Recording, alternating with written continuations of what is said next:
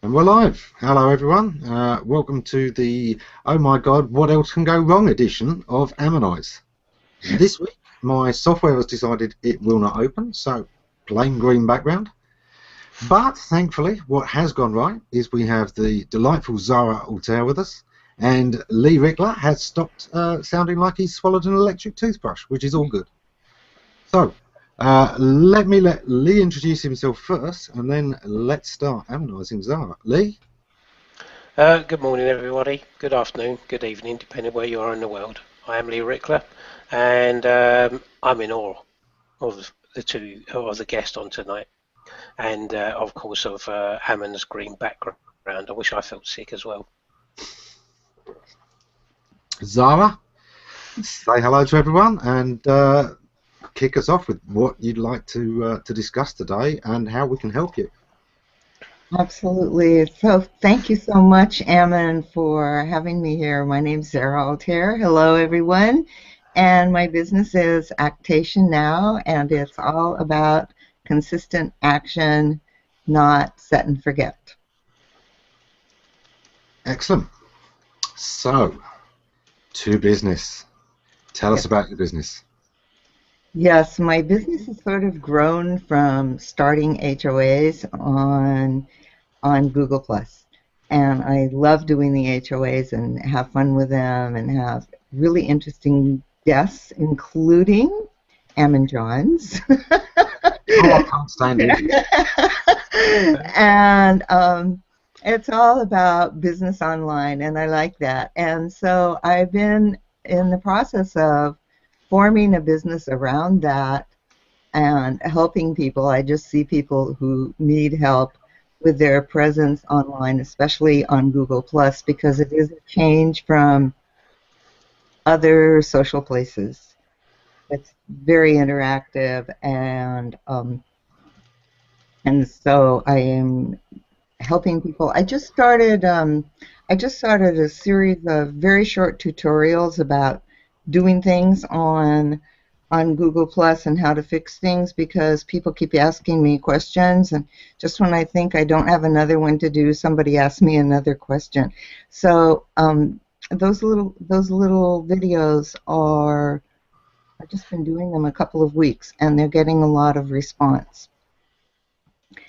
And I'm really here and delighted to be here because I'm looking for those strategies, Ammon. It's a tough market. It is a tough market. Because G Plus is filled with very helpful people. It is. You are, day by day, giving away what you could be selling. Exactly. So you've got to find something else. You've got to find that added value that's beyond the help they're going to get for free. There's all kinds of ways of doing that. One of course, is that they've got the hotline number. They can pick you up and get an answer now. 10 minutes time, they've got an answer. That's certainly something that people can pay that extra bit for. It's still going to be a percentage of the market rather than the overall market for people who need help, but at least you've got an actual solid core thing that's extra. There's also the thing of that help being packaged in a more consistent and useful way. Yes. Now that's where you've been going so far, and it's certainly a solid strategy. But G Plus is still one of these things where the percentage of active users compared to all people registered for it is small. Mm-hmm. Businesses are starting to wake up to it, but the businesses that are really starting to wake up to it are the ones who relish the fact they can do this for themselves. So again, the people who are most successful in G Plus are the people who aren't your audience, and it's going to be difficult to get to the people you need to, the ones not getting it, from here. Mm-hmm. So your website is going to have to be critical. Your YouTube strategy is going to have to be critical, because you can't rely on your G Plus audience to reach the people who aren't yet on G Plus because they don't get it. Exactly. Yes, and one of the frustrations I found is that, I have personal friends who could truly benefit from being on Google Plus, especially some very talented people in film and the arts. I think it's just the perfect place for them to be because it is so interactive and in a number of ways. And whoa, the resistance is just unbelievable. Yeah. So we know we've got to reach off of the platform, and I think you've just touched on a really good thing there. One of the things is going to be to create case studies that show what can be achieved on G+. So you find writers, you find musicians, you find businesses that are succeeding on G+, that will talk to you and give you that full case study. You make those into articles and videos that you can use on other platforms to show what this can do for you, how this can empower you, and how you can, for a fee, get them there very quickly, and in what kind of timescale, so they can really start to plan this out. Businesses love timescales.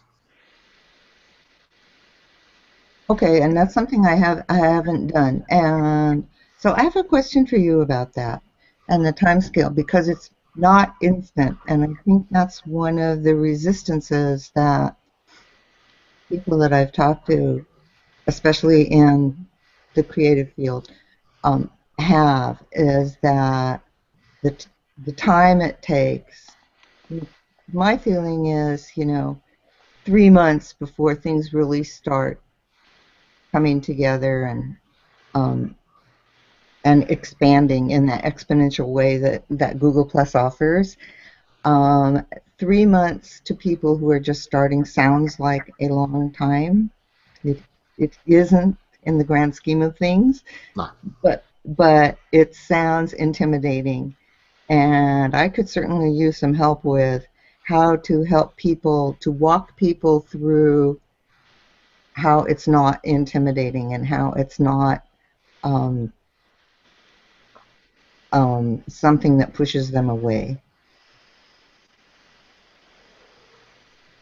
Right. Your deliverable can be timescaled a lot easier than the success. The success is a different timescale, and that's going to depend on how they use it. But what a business needs to know by timescale is, in 1 week I can teach you to do this, or in 8 1-hour lessons you will master this, and this. So that's the part of the timescales I'm really getting at. Okay. The case studies, you can show how long it took somebody to get there and what their strategy was. And personally, I would offer additional ongoing help with their strategy, of course. So as a consultant to help them really get there. For that, I'd be thinking of doing monthly hangouts with some of the people who've really had success and some of the other coaches of success out there, so that you can really talk about particular cases and exactly, what was done to get there, and some interesting things which you would make accessible only through your site. Right. Once they've been live, I'd put them live on YouTube, but anyone who misses the event now has to come to your website to catch it. Mm-hmm. But I would put snippets of them on YouTube with annotated links that lead them straight through to the full episode on your website. Right. Now, because your website is going to be critical for the reasons I've already covered and that one, Lee, would you like to quickly give us an idea of how that platform's looking right now? Right, so I had a quick look around. A speed test, for example. There's tons and tons and tons of scripts. It's one of these old issues with buying a premium theme as opposed to getting one developed from scratch. And we're not even going to go down that route of why you should and shouldn't. But there's tons and tons and tons of scripts in the header and within the body itself. There are a couple of things like broken links, but only a few small ones, those kind of things. But overall, the speed is pretty slow, 84 out of 100. Should be at least up to 90, 95, 96. 67 requests, and the load time is 4.47 seconds, so it's about 3 seconds longer than it should be. And I'm actually surprised because there's not much on there. There's one video, which obviously you can't control because that comes directly from YouTube, but there's not really much on there. There's a couple of graphics and that's it really, but mainly text. So it definitely needs looking at optimization. Yeah. And some of the hosts are better optimized for running WordPress because it uses more processor time than a static website. Static website's very, very quick because all it's got to do is just answer the query and send the file. Whereas with dynamic sites, anything run on WordPress or content management systems, it's generating the pages on the fly a lot of the time. Has this one got a cache plugin? No. No, there's a PayPal shopping cart, PowerPress, a mailer system, and the usual Yoast WordPress SEO. I would look at why those plugins are being used, and if they're not being used, turn them off, delete them. Not only for the speed, but also for security as well. Yeah. I haven't looked at the back end of it or anything like that yet. But essentially, it can be put on a diet. It's the usual old story. Okay, I know. I've been I just had a recent WordPress.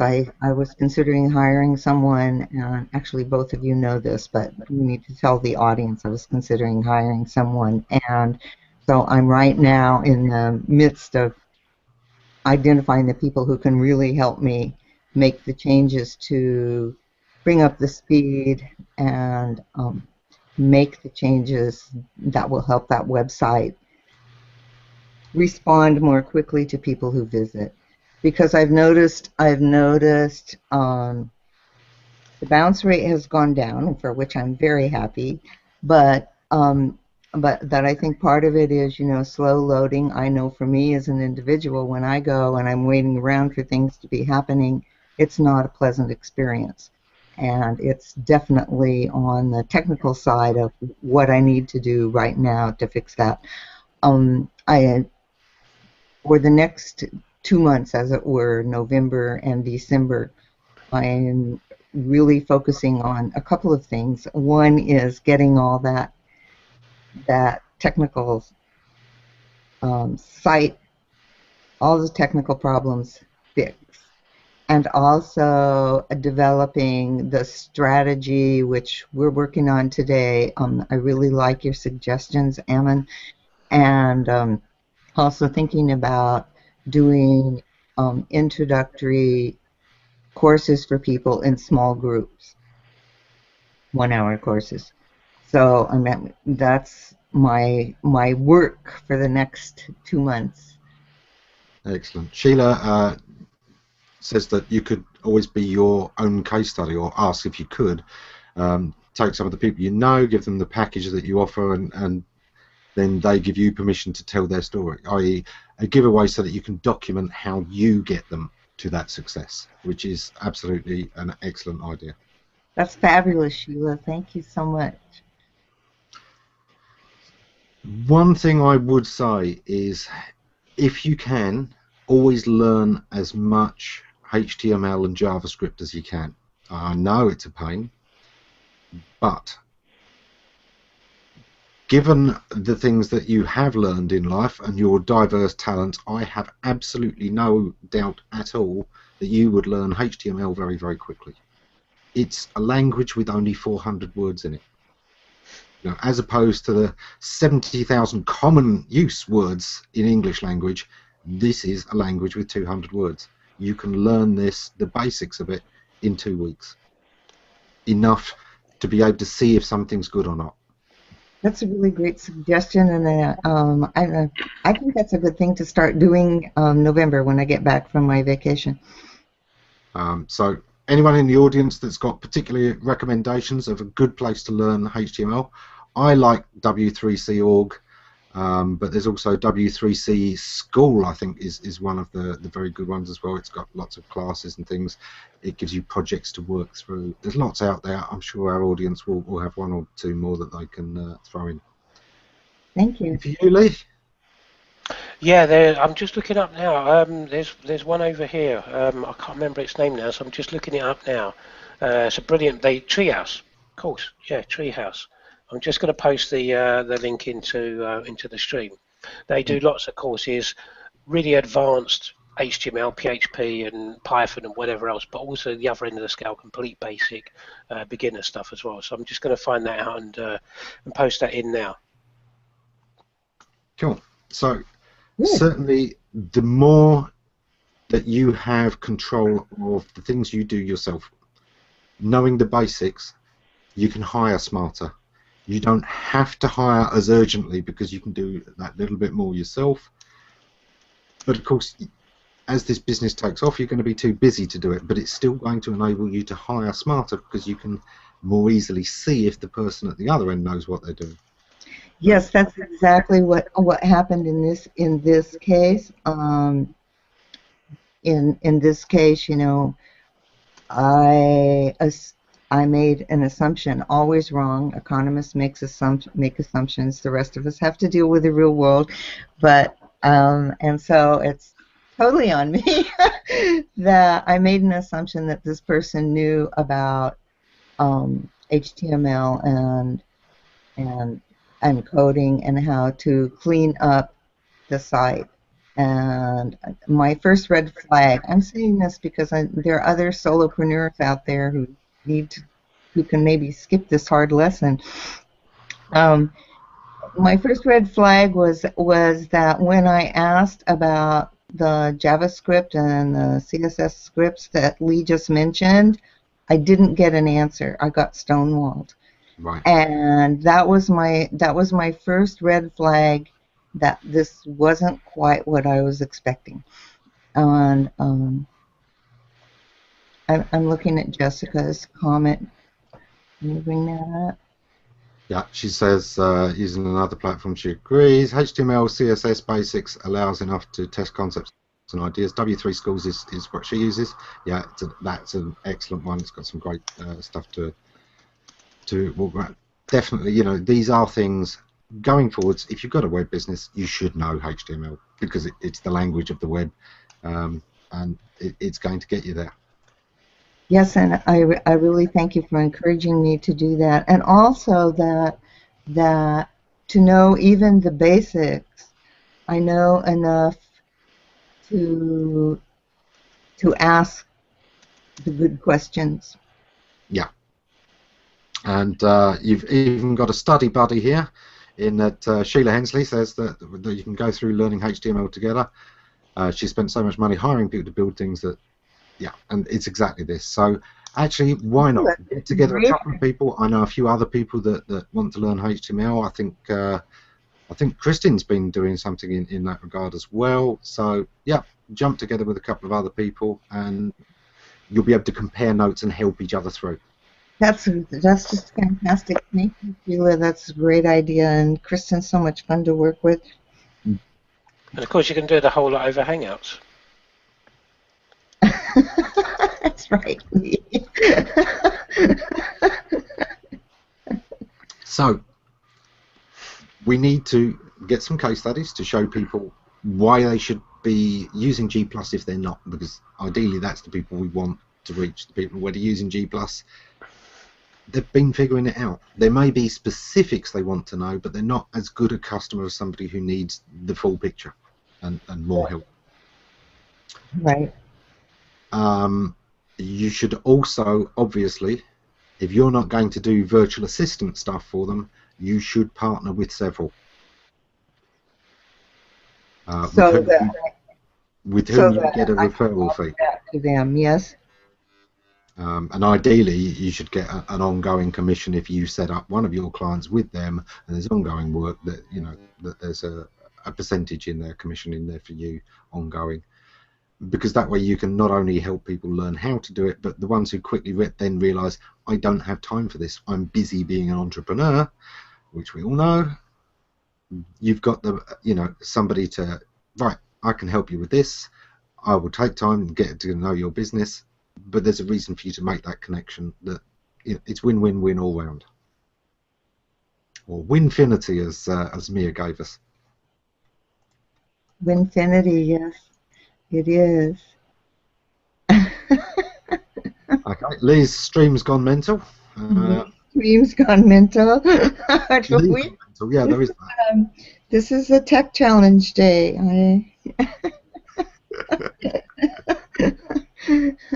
Right. So the next thing is, Mm. what do you see as your perfect target market? Is this the solopreneur? Is it the small business? Is it any size company that's got a social media specialist who is still having trouble getting to grips with G+? Which of those is really the perfect one for you? I think really the perfect one for me is the solo small business. But also, I like that you mentioned about the social media, the company that has a social media person, because I have talked with someone who was, offering social media help, and they knew nothing about Google Plus, absolutely nothing. And so I think that might be another stream. Okay, Lee's going away and coming back. Lee. Yeah, carry on, Zara. Sorry. Lee's Anyway, just about to drop off. I think that it's totally possible to approach several markets. Okay. Of But course, they need very they're different approaches. all. I'm sorry. They need very different approaches. So it's Yes, they impossible do. for one offer to properly hit all of those. The solopreneur, everything is about empowering them to do it, but on a very minimal timescale. And to be honest, they can be a very, very difficult sell Yes, they because are. they are very busy, and because then they're buying more work to do that they haven't got time for. It gets complex, but those are the ones where you could almost certainly make the most on the commission with aligning them with the right VA and the help to find the VA that's going to work for them. Mm-hmm. And again, there is value in that because, again, if this is a new platform, knowing who knows the platform and being able to assess how good a VA is at the platform, there's lots of people who claim to be social media experts, social media strategists, social media, any title that they want, ninjas, gurus, and you actually look at them, oh, they've got 1,000 followers and they bought 500 of them. Oh, and the other 500 came from Circle shares. But a business isn't to know that. So being somebody they can trust, somebody that connects them with somebody who really knows what they're doing is a valuable service, and don't be afraid to put that out there, because the really successful businesses, it's not about just one revenue stream, it's about having backups. Yes. One of the things that I sometimes point out to clients, and I was talking with some friends about this the other day, is the backup plan.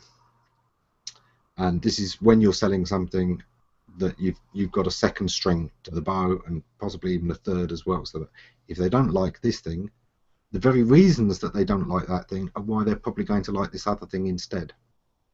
And I got that from the way that smart businesses invest in hedge bets, hedge funds.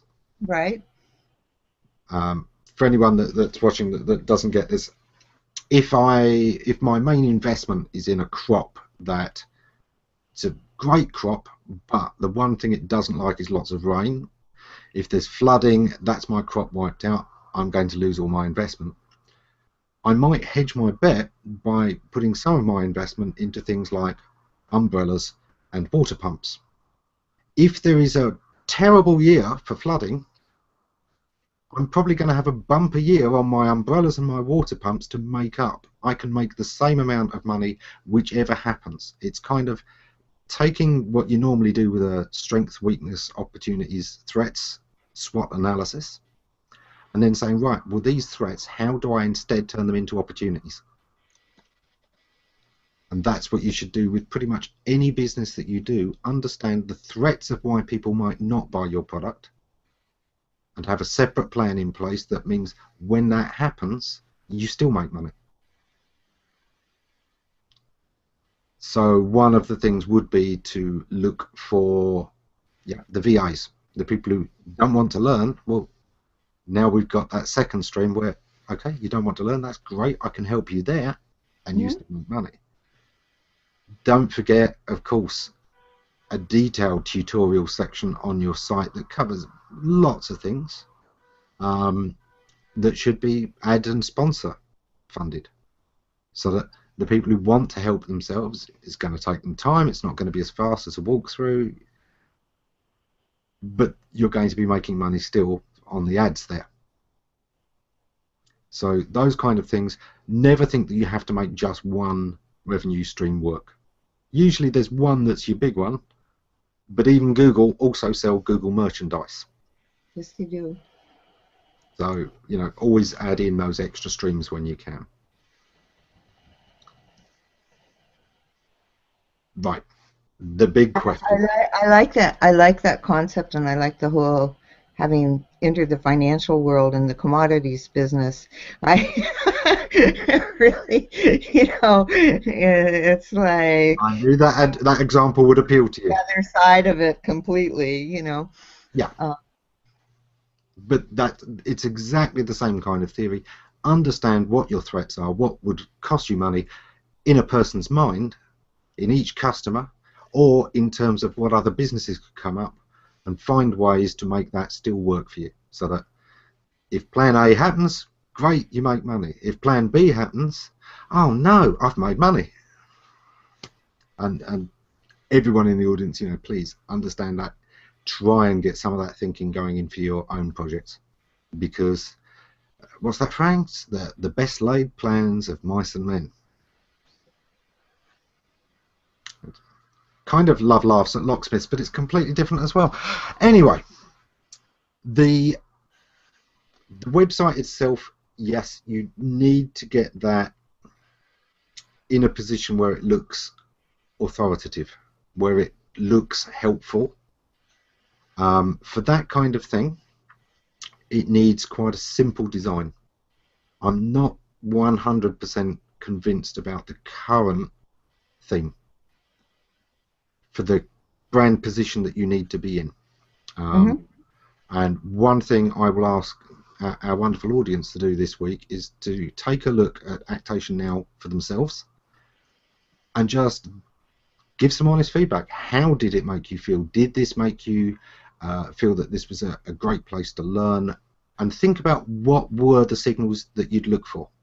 And if you can give those to Zara, that will all be very helpful. Oh, that would be really terrific. It was actually one of the other things that I thought my WordPress person was going to be helping me with, and they sent me to the video for the theme. So there were a lot of disappointments in that regard. This is going to be contentious. I know there are some people that are going to shout at me, but if you find a developer out there who is saying WordPress specialist, don't buy them. Because most of the time what it means is they don't know how to build websites other than in WordPress. And they're putting a positive spin on it. Look for what they do other than WordPress. And if they don't do anything other than WordPress, walk away. Is that reasonably fair, Lee? Well, I was just looking at my own site actually, and I'm keeping my mouth shut. For the last 6 years, all I've done is work in WordPress.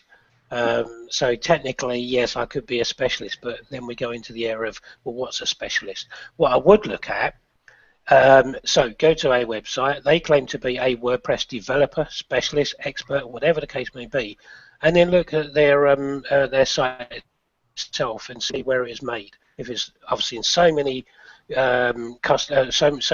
developers claiming to be WordPress or Joomla or Drupal experts, and all they've done is they've gone off to ThemeForest and they've bought a theme and installed that. So I would ask around, especially ask a few other specialists in that area what they think of it as well.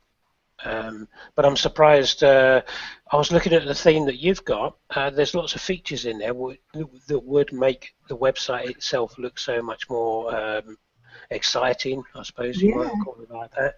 And they're not used at all. No, they're You not. cut right back to basic text. I'm not surprised about that. Yeah. Yeah, so this was the help I thought I was going to be receiving, so I'm right at this point now of deciding for myself which of those aspects of that theme I want to incorporate to use to jazz up that website, because right now it's mostly text, you're right. Yeah. And I was definitely looking for help on making it more lively and more visually appealing. And, right now to me it feels pretty boring. So I'd love it if people could look this week and say this, that, and the other, and I'd really like to see whatever it is that you would like to see, because that that would really help me, because that's right where I am. I am in the process of deciding, what is it that I want to do with this website to make it more appealing to people and more engaging and get them on board. So thank you. And Kristen, I'm just bringing Kristen's. Yeah. I was kind of wowed by this myself, Kristen. Yeah, that was my help. Sent me to a video. Yeah. So I have a lot of work. I have a lot of work to do. I have a lot of work to do. I think the main thing is to work out what it is you're actually selling first before you worry about what the website looks like and feels like. Get your features together, get your areas of expertise together, the packages or whatever it is you're selling, but then look at design and developing of the website itself. Yeah. Okay, so that the comments that come in about the website for people who go and look. So I'm still staying with my plan of November, December, getting those packages together in a format that can be presented. Is that correct? And then look at the website. I mean, should I leave it? Should I leave it as it is? Very clear. Let's pull up this comment because Lee's pulled this up. So, what's the purpose of Actation now? Learning, consulting, other, and also Rain has just learned about the services. How do you teach people one-on-one? Course to walk them through. You need to make sure that all of these kind of questions are answered, and that there mustn't be a question left in people's minds after they go to your website except how do I pay you? That's the only question after somebody's been to your site that should be there. And right now, to me, it felt a little bit vague. It said you'd help, but I didn't immediately understand how that help was going to be delivered. All right. That's not a good feeling. All right, thank you. I'll see if other people, feel that as well, but that was just the way it came across to me. I think that's true, just looking at the comments that are coming in right now. So one of the things is, don't be vague, don't be generalist. Try and really isolate very quickly what somebody's need is, and don't be afraid to, ask them with a few links that are going to take them to the page for that need. I've spoken before about, the way a website is interactive. Yes. The links you provide are your questions, and the click somebody gives is their answers. Or sometimes it's vice versa, because you can phrase your links as a question, and they ask you that question by clicking on that link, and your page that link goes to is your answer to it. You can work out the kind of questions they're going to ask and the kind of questions, answers that you would give, and match those up in the way you path through your website. Mm-hmm.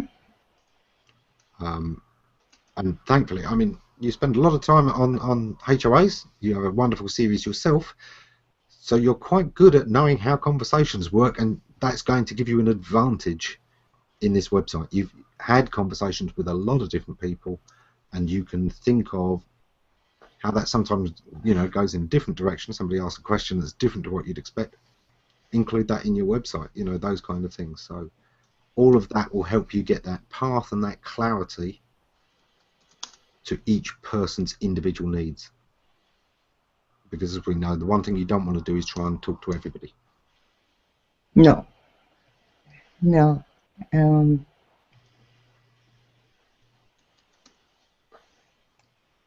Sheena's just said, yep, spot on. Decide what you want to do first, and that's so true, Sheila. And I'm sort of revamping that. That really is what the next 2 months are about. And for me, is really looking at the things I really want to do.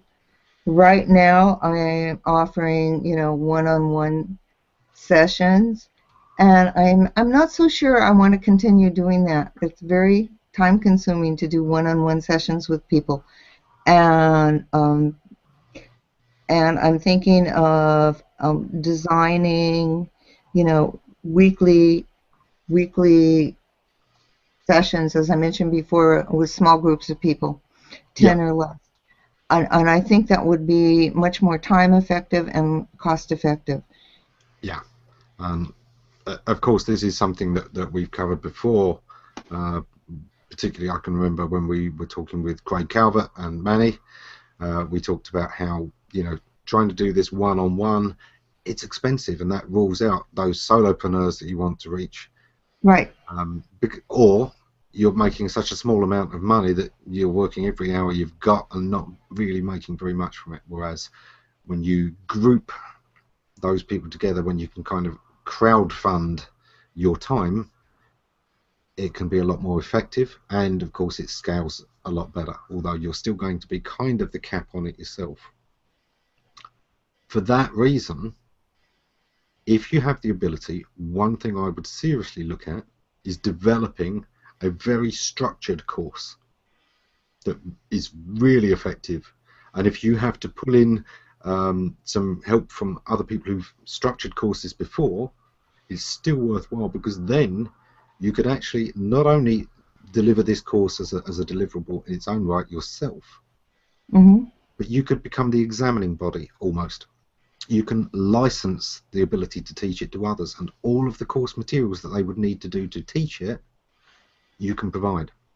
And they pay you a license fee for every student that they're taking through the course. Okay. I'm trying to not take too many notes and just really focus on listening, because I know I can come back and listen again. I love the ability to come back to HOAs and really hone in on particulars. The second thing of having that clarity in the course, a structured course, is a course that then you can give that structure to people, just the outline, and it suddenly makes your product much more appealing to the corporate clients, i.e. this isn't something fluffy at all. Here's what's in there, here's the meat to it. It gives them a solidity, and that makes it much more purchasable for that kind of mindset. Okay, I like that. Course development is something I can do. That is one of my skills. So I really like that, and I really like that focus of going away from, I've just been in the wrong place, it feels like, of the one-on-one thing, and developing a course, one, and two, the marketing of the design of it. I like that. One of the things years ago that I was looking at was the idea of developing an SEO course, which it was just so huge a project that I couldn't give the time to it. But I did look at doing a pay-per-click course and structuring that very sensibly. And at that time, what I did was look at the situation internationally around government funding for students. And at that time, and even now to an extent, most governments have systems for helping fund the kind of education that helps you take your business forwards. So having a structured course that meets an accepted standard. Here in the UK, we have NVQs, National Vocational Qualifications. There's a kind of standard to those, and if you can find somebody who can help you hit that standard, suddenly it becomes a thing that the government can pay half of, and therefore you still get the same money, but it's half price to the businesses. It's suddenly a lot more accessible, and that is also, of course, a tax deductible even then. So, you know, these kind of things can just increase the likelihood of being able to get social media teams from larger companies, or several social media specialists in smaller companies, all together and able to take this, because it's really costing very little to them comparatively, but you're still making the full amount. I know that there were very similar things in Australia, in Canada, certainly throughout the Commonwealth, and I believe even in the US there are still several grants available for kind of business learning, business development related learning, that if you look into that, do some research around that, you can probably find a way of basically bringing it down to half price for all of the potential clients without actually bringing it down to half price for yourself at all. I think it's a great idea. Definitely worth investigating. And at which point, of course, making it, you know, the thing where other people can teach it and you just get a percentage of it becomes even more of a realistic thing. We'll have the Zara Altair School of G+.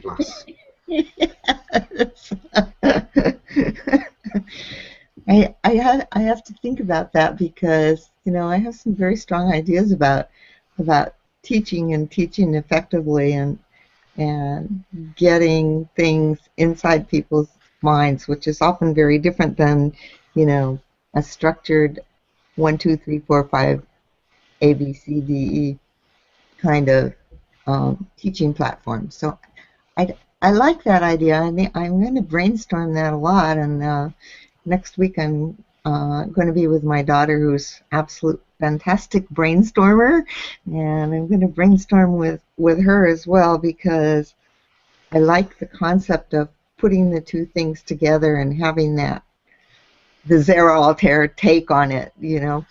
Yeah. So that it's not so much A, B, C, D, E. Structured as A, B, C, D, E, but it doesn't feel like A, B, C, D, E. Does that make sense to you? Yeah, absolutely.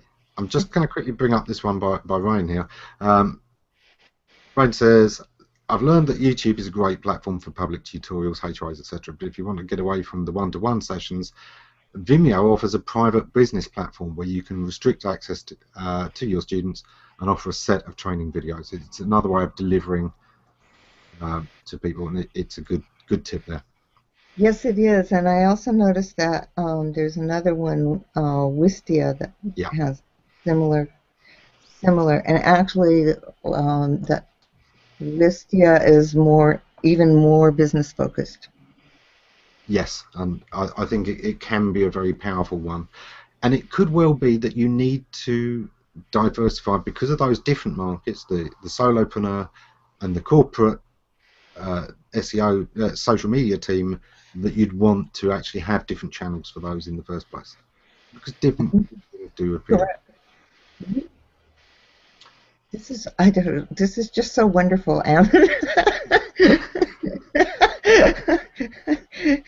Yeah, weren't you talking about the forest for the trees a while back on something? And sometimes, especially like weeks in this past week, where, you know, I just had hardware fails, and we're dealing, or, you know, like you today, not being able to get anything but your green screen behind you. You know, my whole last week was a week like that, and when those things happen, I mean, we all have to deal with them, but when those things happen, it's really hard to be in brainstorming mode. Yeah.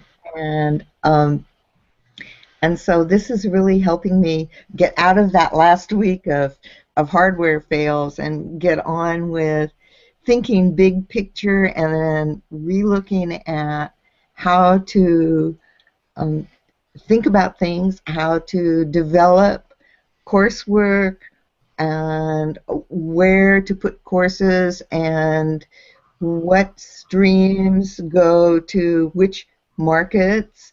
This is just super. It's really helping me.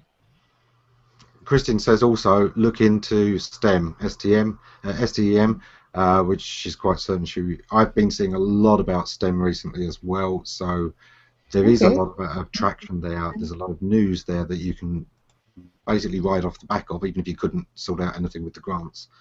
But there's been a lot of talk, and especially of empowering women in that area, because there's just far too few women in tech at the moment generally, and people would like to see a lot more. The next part is, we've talked quite a bit about some of the big picture and about where you should be looking to come up with a kind of end plan, but I think we also need to talk about the fact that that does need to be balanced. And while we always need to look at the end plan and develop the long strategies, we also should always think of the shortest path to profit.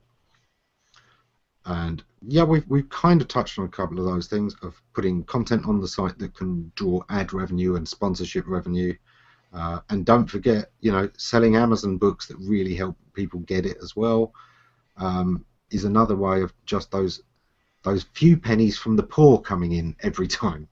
People who want to self-educate, give them the tools to do so, and that can be as simple as Amazon links to the right books, and those kind of things that can really help them, and of course links to software that's particularly helpful, especially when you then give your own tutorials on using those effectively within your strategy, which lets you sell that strategy.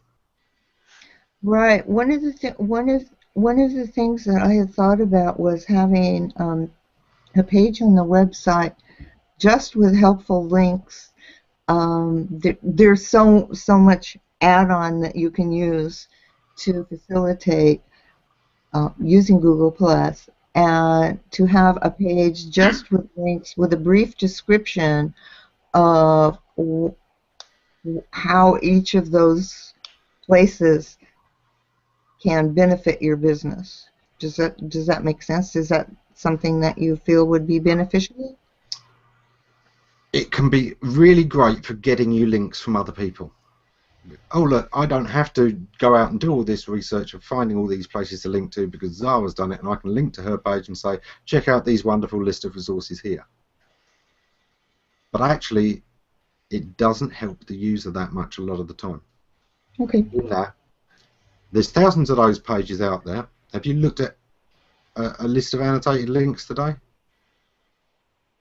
Not today, but I do know that these things are out there. We've used them in the past, but actually they don't come across as that useful. Whereas the article that's in depth and provides the links in context as it applies to that particular, that's when it really starts to matter to us, and that's the ones that get the click-throughs.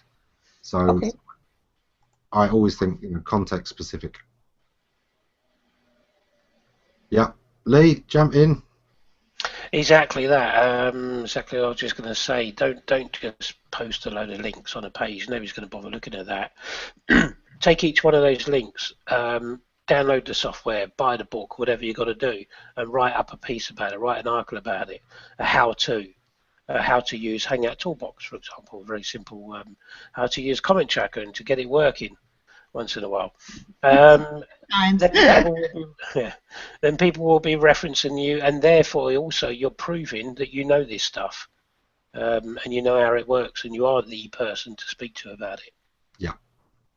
Okay, that is really wonderful, because there are a lot of links to write about.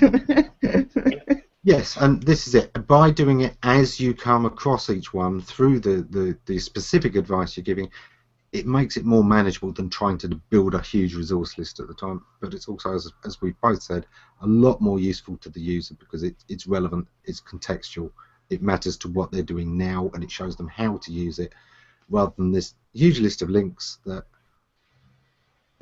even if they follow a few of them, you've probably just lost their attention while they're following those and trying to work out how they work, rather than showing them how they work. Showing them how they work, right. So it's the same old story in storytelling, show, don't tell. Partly. I always think actually you kind of need to do both, but you need to do both at the same time.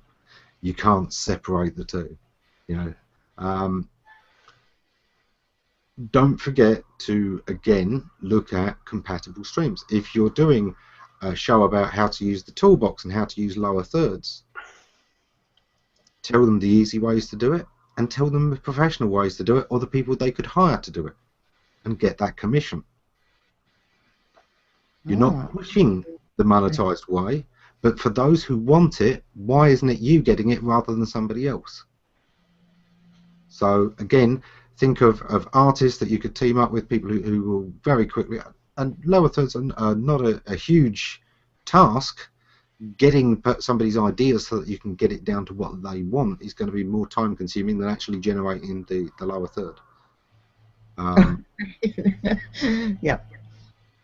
For people who go for the really advanced stuff, I mean, you know, I use videos as my lower thirds when I've got XSplit working, and those take a little bit of time to create.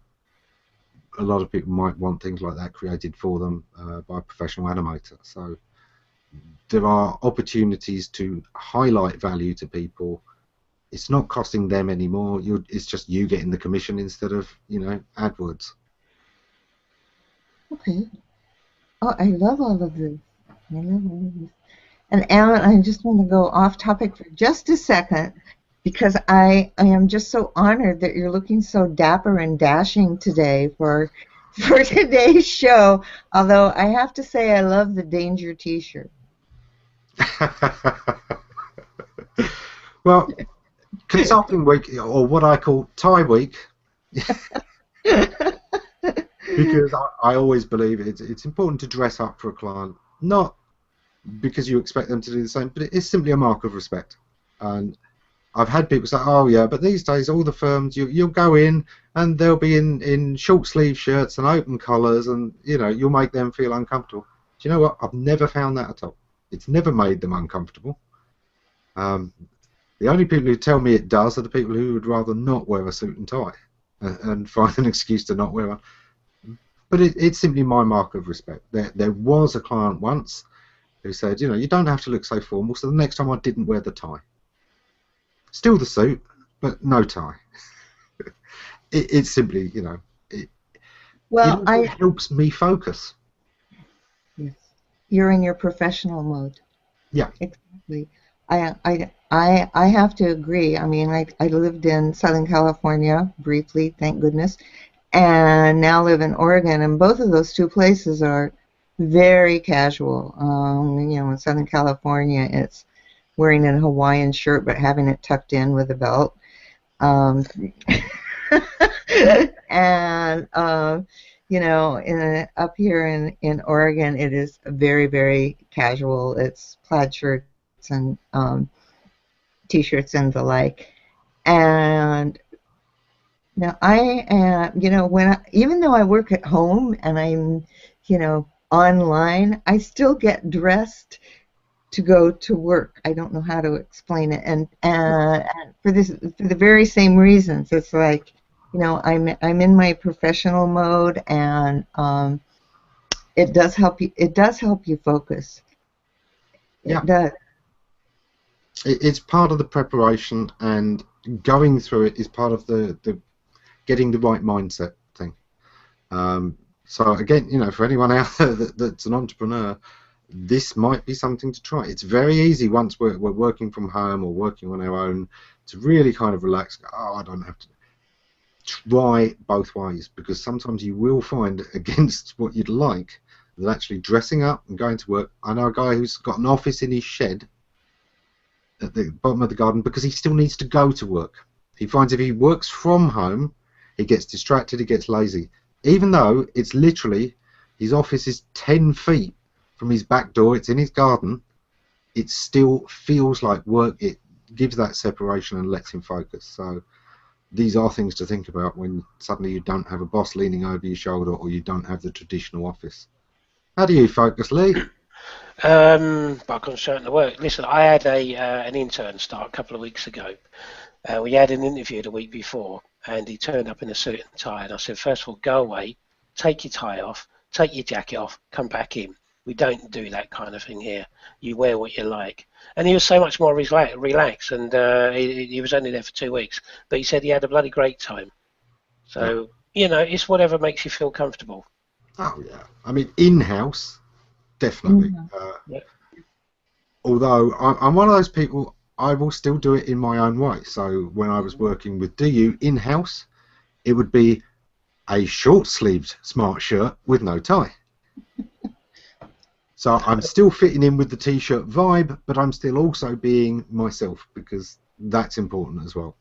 And of course, if I was actually paid decent money to be here tonight, I'd be able to afford a suit, wouldn't I, rather than a t-shirt? Okay, so I think we've covered quite a lot, and hopefully there's quite a lot of notes in here. Is there anything else that really stands out in your mind, Zara, as something that you've been struggling with, or something you'd particularly like advice on that's been bugging your brew, as the Scots say? Oh, you said that so well. I can't do the Scots accent.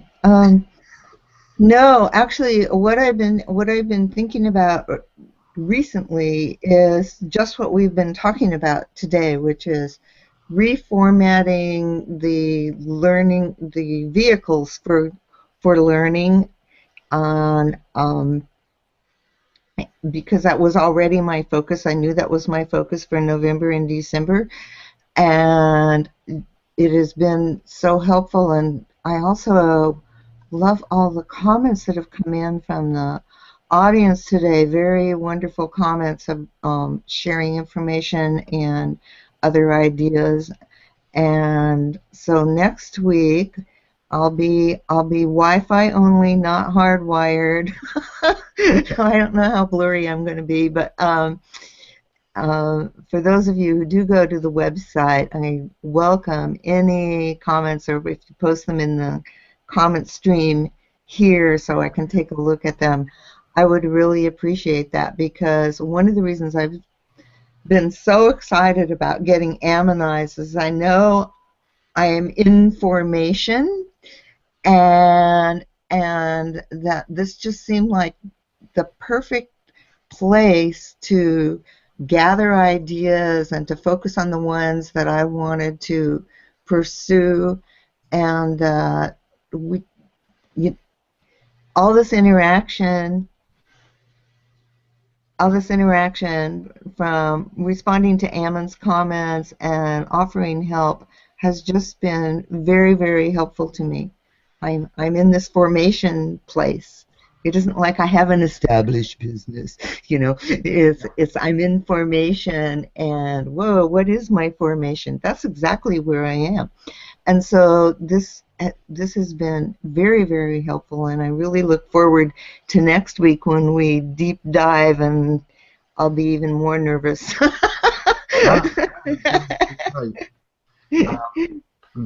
One thing that we'd hoped to do next week is we were actually going to try to do Ammonize as a hurl.